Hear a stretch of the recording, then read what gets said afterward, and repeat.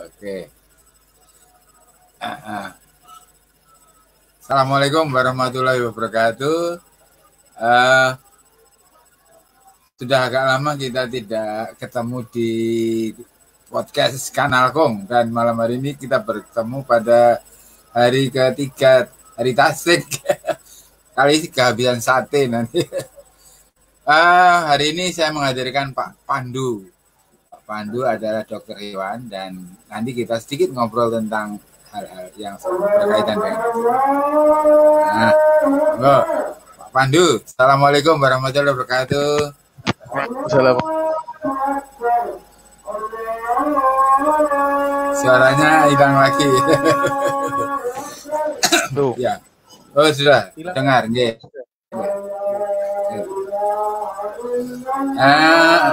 Alhamdulillah Pak Pandu, kita hari ini dikaruniai kesehatan. Ya, tetap jaga protokol. Saya pengen memantau kegiatan Pak Pandu selama beberapa hari ini. Mungkin ada kisah-kisah yang unik sejalan dengan tugas panjenengan itu mengelola prosesi penyembelihan itu loh. Kan bagi orang awam biasa ya seperti itu loh. Tapi mungkin dari sisi pengalaman seorang dokter hewan, ada hal-hal yang perlu disosialisasikan juga gitu. Monggo Pak Pandu, saya jadi pendengar. Ya. Baik, sebelumnya ini suara saya terdengar, G? Nggih, terdengar, nggih. Hanya kadang-kadang alhamdulillah. Ya. Enggak apa-apa. Nggih. Ya. Jadi Assalamualaikum warahmatullahi wabarakatuh. Waalaikumsalam. Ya. Alhamdulillah ya, pada malam hari ini kita bisa bertemu lagi di salah satu channel Kanal Kong, channel YouTube yang insya Allah juga menginspirasi kita semua selama masa pandemi kali ini. Dan nggak terasa ini sudah berjalan beberapa bulan ya Kong ya. Alhamdulillah. Dan saya juga sering mengikuti, kadang walaupun nggak ikut live gitu ya, tapi saya juga selalu menunggu. Iya. Jadi sebenarnya kalau kita mau bahas tentang pemotongan ternak kurban itu memang sebenarnya yang paling pas dan paling ideal belum Idul Kurban sebenarnya kok kita live gitu ya. Betul. Karena kemarin mungkin karena kesibukan juga, padatnya kegiatan gitu ya. Iya. Tapi tidak apa-apa karena mungkin di hari tasyrik ini sudah hari kedua ini ya, hari tasyrik kedua Idul Adha, besok hari tasyrik ketiga, hari terakhir di mana penyembelihan kurban boleh dilaksanakan ya. Tidak apa-apa, semoga ada beberapa pemirsa dan teman-teman Kanal Kong yang menyaksikan ini bisa menjadi informasi baru gitu. Walaupun tidak dapat referensi dari kita live malam ini gitu. Jadi sebagai dokter hewan dimanapun gitu ya, sesuai dengan instruksi dari PBPDHI gitu ya, perhimpunan pengurus besar Perhimpunan Dokter Hewan Indonesia itu seluruh dokter hewan yang konsennya di ternak besar khususnya itu sangat diharapkan untuk bisa terjun ke lapangan untuk memeriksa sapi-sapi yang ada di takmir masjid ataupun di RT ataupun RW yang melaksanakan pemotongan kurban ataupun di pondok pesantren. Nah, kenapa? Karena kaitannya ternak yang akan dipotong ini harus terjamin terlebih dahulu kesehatannya. Adapun kriteria yang pemerintah Indonesia ini tetapkan untuk daging konsumsi itu harus memenuhi 4 hal. Yang pertama adalah aman, sehat, kemudian utuh dan halal. Atau kemudian kita singkat dengan asuh ya. ASUH, asuh. Di mana aman ini, jadi daging yang akan kita konsumsi itu ya tidak mengandung zat-zat berbahaya. Kemudian tidak mengandung kontaminasi. Kemudian untuk sehat, pastikan daging yang kita konsumsi yang akan terdistribusikan nanti itu adalah daging yang sehat menyehatkan. Artinya ketika nanti dikonsumsi oleh masyarakat menjadi nilai nutrisi yang bergizi. Kemudian utuh, artinya apa? Daging yang kita konsumsi, daging kurban yang kita konsumsi itu utuh, tidak ada campuran-campuran lain di luar daging itu sendiri. Seperti kita ketahui bahwa beberapa pemberitaan mungkin beberapa waktu lalu itu kan sempat ada daging dioplos dengan daging celeng, daging kera, daging kucing. Nah, itu berarti dagingnya sudah tidak utuh. Nah, kemudian halal ini artinya apa? Penyembelihan dilakukan dengan syariat Islam karena mayoritas penduduk kita adalah mayoritas Muslim. Nah, sebelum kita masuk ke asuh tadi, ada pemeriksaan klinis yang dilakukan oleh dokter hewan kepada ternak-ternak kurban yang ada di, baik itu di lapak-lapak sebelum dibeli, kemudian yang akan disembelih. Pemeriksaannya apa? Pemeriksaan klinisnya apa? Kita sebut dengan pemeriksaan antemortem. Pemeriksaan sebelum ternak itu mati ataupun disembelih. Yang pertama harus kita pastikan bahwa ternak ini sehat, tidak memiliki penyakit, khususnya penyakit menular atau penyakit zoonosis. Penyakit menular ini penyakit menular antara hewan, antara ternak satu dengan yang lain. Kita pastikan harus benar-benar sehat dulu. Kemudian tidak terjangkit penyakit zoonosis. Apa zoonosis ini? Penyakit yang bisa menular dari ternak, dari hewan ke manusia, ataupun dari manusia ke hewan. Jadi ada beberapa penyakit yang bisa menular dari hewan ke manusia. Contohnya misalkan penyakit antraks. Nah, itu berbahaya sekali. Kemudian kalau yang ringan-ringan misalkan penyakit kulit skabies. Nah, itu kalau ternaknya berpenyakit skabies, sakit kulit, nah itu tidak dianjurkan untuk disembelih.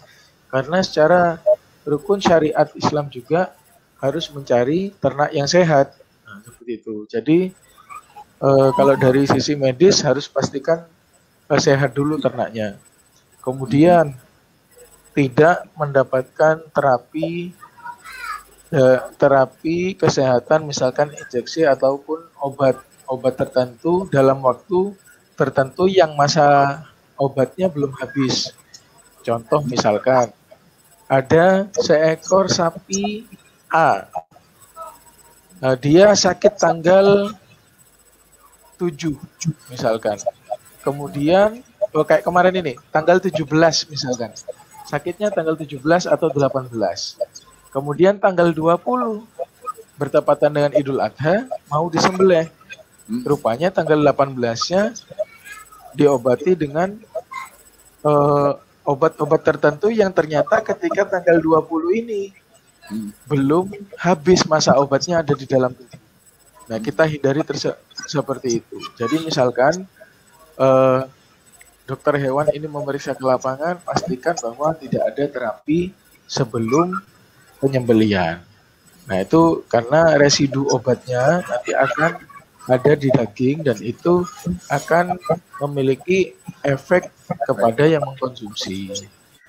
Nah, adapun selain kesehatan, kita juga harus memastikan bahwa ternak yang akan disembelih diusahakan sebaik mungkin ternak-ternak yang memenuhi syarat kurban, anjuran dari agama. Misalkan diutamakan sapi jantan, kemudian sapi yang sudah dewasa, kemudian sapi yang tidak memiliki cacat. Ya, misalkan apakah pincang, misalkan patah, atau tanduknya hanya satu, atau telinganya robek, itu dihindari. Jadi kita sebagai dokter hewan juga harus pahami apa yang dianjurkan di dalam agama. Kalau melihat usia sapi, itu bisa dilihat dari powelnya gigi. Atau kalau bahasa sini pongkak. Powel itu tanggalnya gigi. Jadi sudah ada berapa gigi tetap di sapi tersebut. Gitu. Nah, istimewanya dan uniknya sapi yang memiliki powel atau tanggalnya gigi itu menjadi gigi tetap itu semakin banyak, berarti kan usianya semakin tua. Nah, ternyata itu relate sekali, berhubungan sekali dengan anjuran dari agama bahwa daging yang bagus adalah daging yang musinnah. Musinnah itu akhirnya artinya apa? Tua. Karena semakin tua daging sapi ini umurnya, dia semakin teksturnya semakin bagus, kemudian juicy, kemudian pokoknya lebih enak gitu. Iya. Nah, itu syarat-syarat pemeriksaan sebelum penyembelihan itu. Dan untuk penyembelihan ini ada beberapa tips and trick gitu ya. Ada yang saya menganut keilmuan untuk penyembelihan sapi penyembelihan sapi atau ternak kurban ini yang memuasakan ternaknya terlebih dahulu. Jadi paling tidak 8 jam sebelum disembelih itu dipuasakan terlebih dahulu. Kenapa?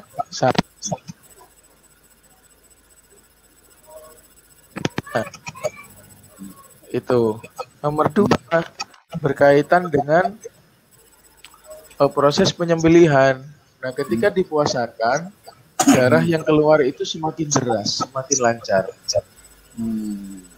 Yang ketiga, ketika dipuasakan, karena energi sapi itu sangat jauh berkurang ya, kecil, dia akan lebih cepat mengalami proses kejang mayat atau kaku mayat, atau bahasa medisnya rigor mortis.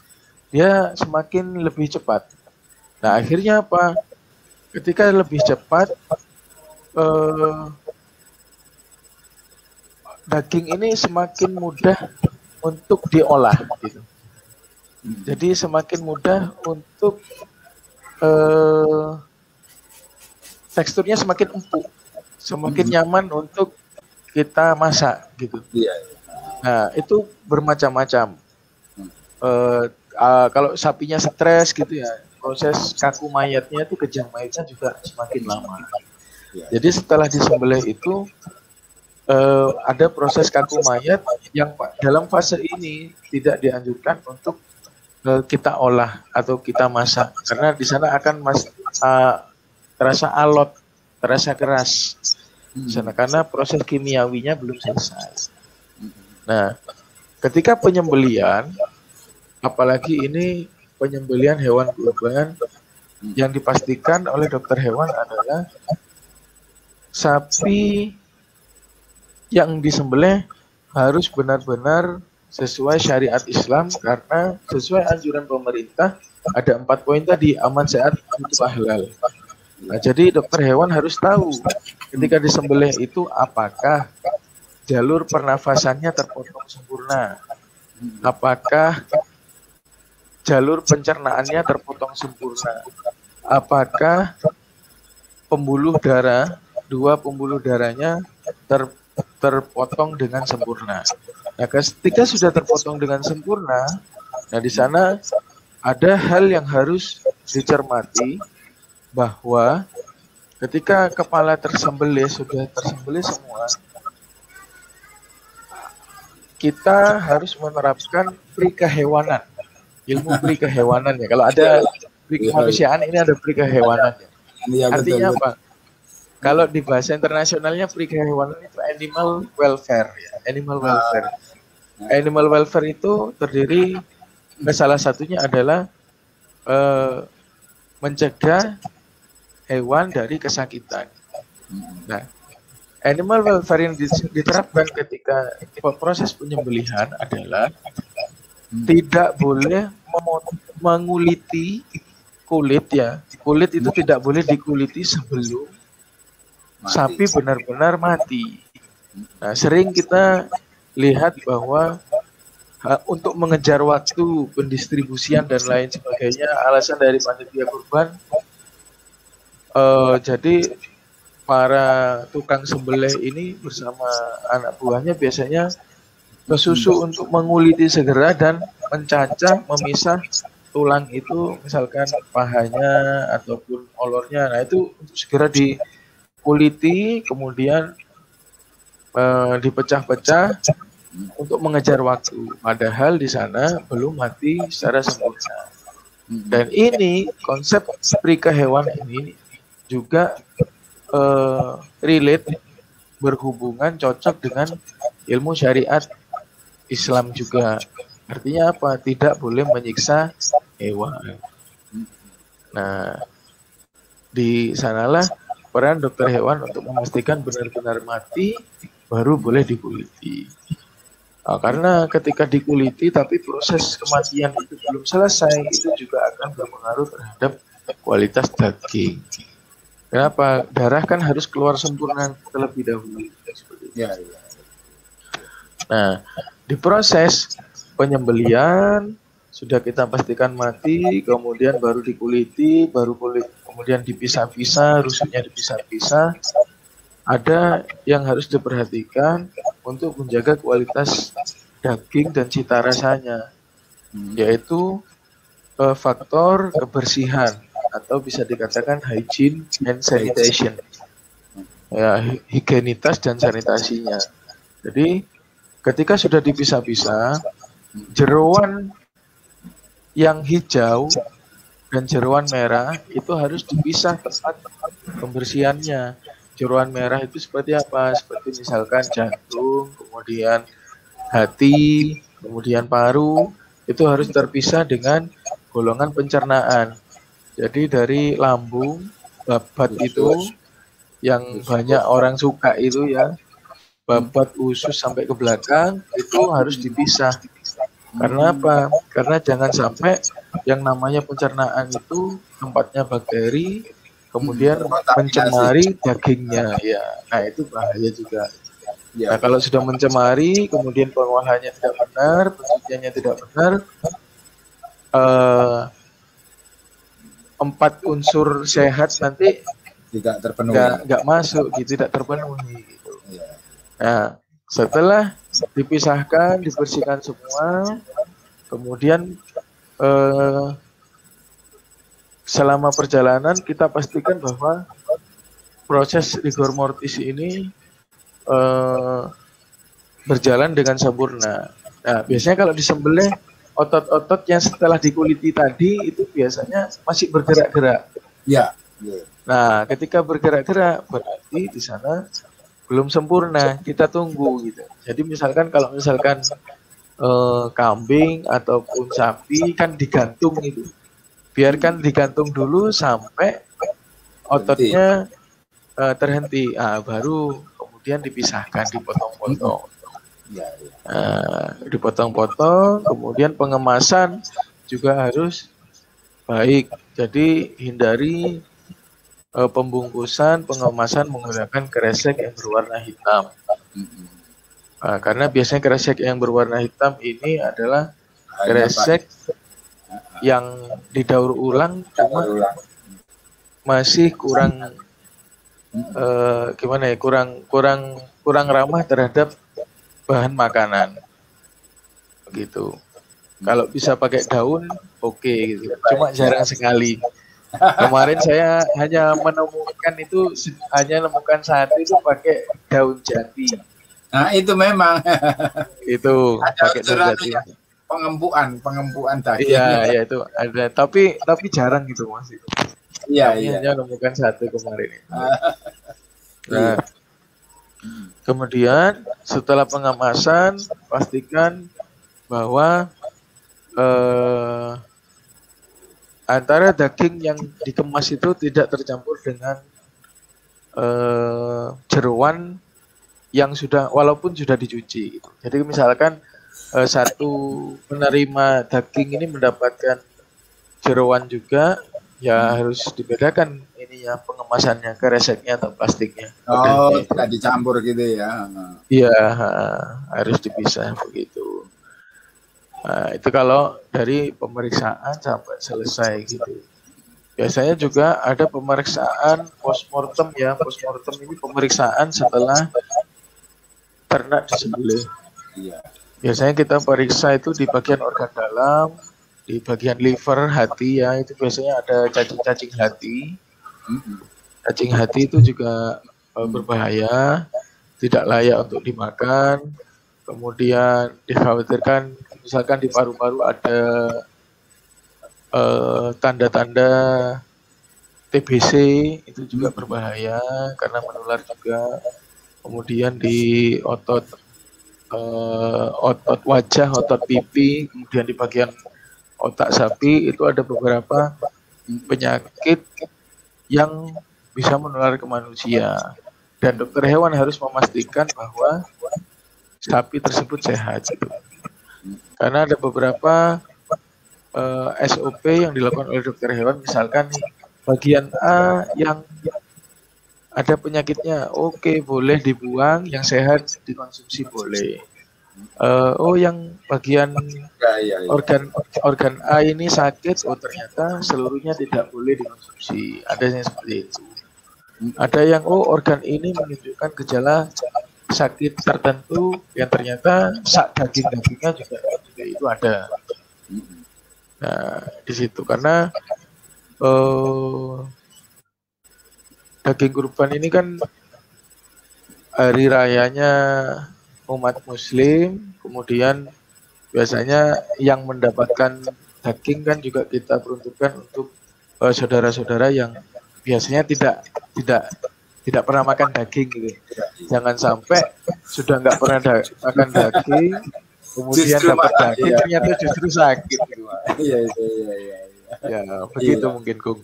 Iya, jadi Pak Pandu, kalau melihat proses tadi sangat complicated dan rumit dan sangat scientific, ilmiah ya begitu ya. Iya. Jadi memang luar biasa ya agama kita ini mengatur segala sesuatu memang harus dengan ilmu yang komprehensif seperti itu.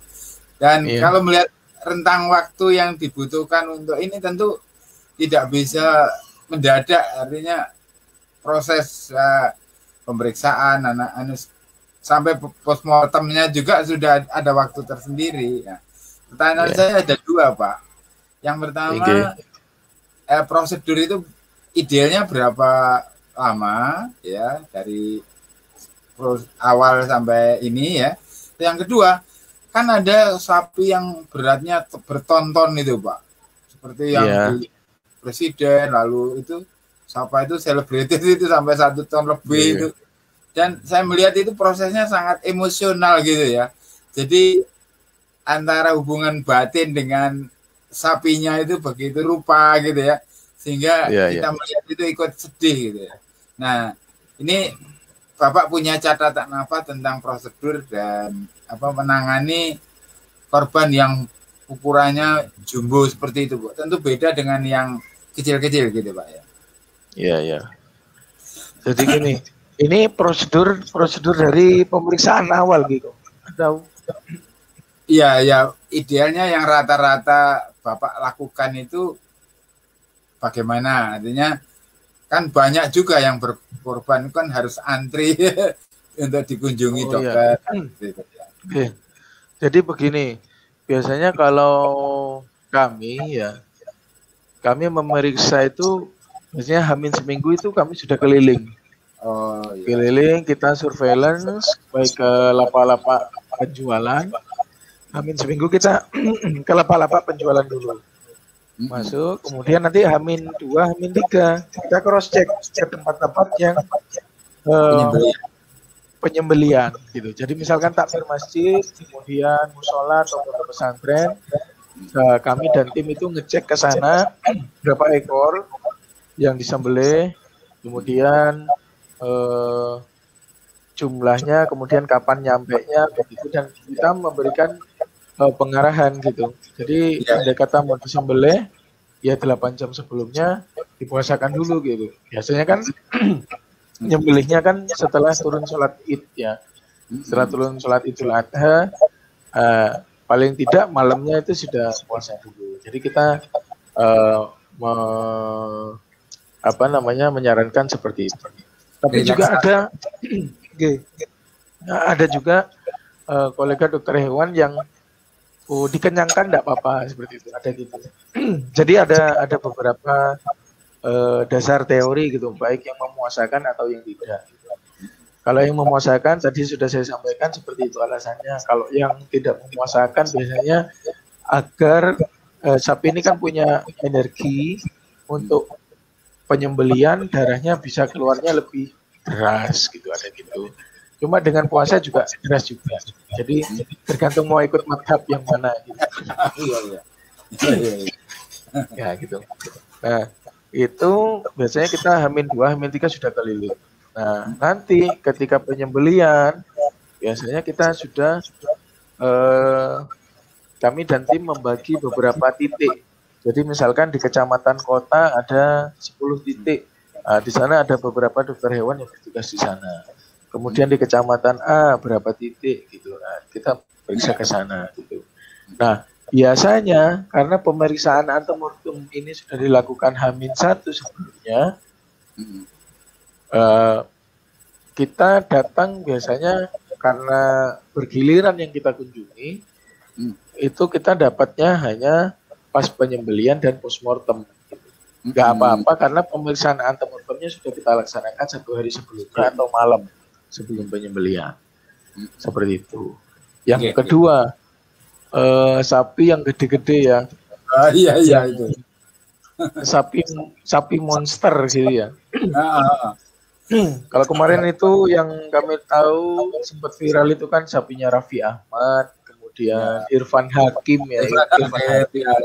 Ya. Yang sekarang masih jadi trending YouTube nomor 1. Kemudian Atta Halilintar itu ya. Nah, jadi begini, beberapa waktu Idul Adha saya menemukan juga ada pengkurban sapi ini yang memang di Bondowoso ya, yang memang mencari sapi monster. Nah, sapi monster ini biasanya sapi yang masuk nominasi juara ketika kontes ternak. Jadi kelasnya adalah kelas kereman. Kelas kereman ini biasanya kelas yang usianya sudah yang usianya ditandai dengan sudah owel 2 pasang. Owel 2 pasang berarti ada 4 gigi tetap di sana. Nah, di sana biasanya karena sapi monster ini cara pemberian pakan dan juga perawatannya benar-benar ekstra. Jadi namanya kereman berarti dia hanya dimanfaatkan untuk membentuk otot dan daging untuk bisa mencapai bobot tertentu dengan suplai pakan, protein tertentu dengan jumlah tertentu. Nah, biasanya seperti itu. Yang kedua, yang menyebabkan terbentuknya sapi monster ini yang jelas adalah genetis. Gennya dari leluhur-leluhurnya, dari atas-atasnya biasanya sapi pejantan unggul dan indukan bagus. Nah, adapun ketika penyembelian kurban, sapi monster ini biasanya tidak hanya ukurannya saja yang menarik perhatian kita gitu ya. Tetapi juga memiliki prestis yang spektakuler gitu, yang wow gitu ya. Karena biasanya memang sapi-sapi monster ini digemari oleh orang yang sudah berlebih hartanya gitu, berlebih uangnya karena prestisnya dan juga daging yang dihasilkan harapannya bisa menjadi pemenuhan ke banyak orang. Sempat kami kemarin di sini itu ada 3 ekor sapi yang kabarnya dibeli oleh orang luar Bondowoso dengan harga yang fantastis. Yang pertama itu ini ada satu juragan sapi yang punya 2 ekor sapi monster itu laku 205 juta katanya tuh. Iya beneran ini. Karena secara kesehatan ketika mulai ikut kontes dan lain-lainnya itu saya sempat mengawali dan menemani gitu loh. Jadi ketika ada permasalahan kesehatan saya yang menangani di sana. Kabarnya sih ke Lampung gitu, nggak tahu jadi apa enggak. Tapi sepertinya jadi. Iya, ke Lampung. Dan yang satu ini, yang terakhir ini saya tahu kalau laku itu katanya laku 65 juta atau 75 juta begitu. Oh iya. Dengan berat 1 ton 3 kintal.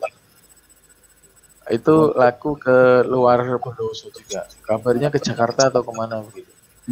Saya sampai ya ini juga amazed gitu ketika siapa Irfan Hakim dapat harga 1,3 ton.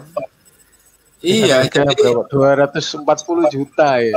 Iya, jadi memang di luar harga itu ada biaya-biaya lain termasuk truknya yang khusus, lalu kandangnya seperti itu.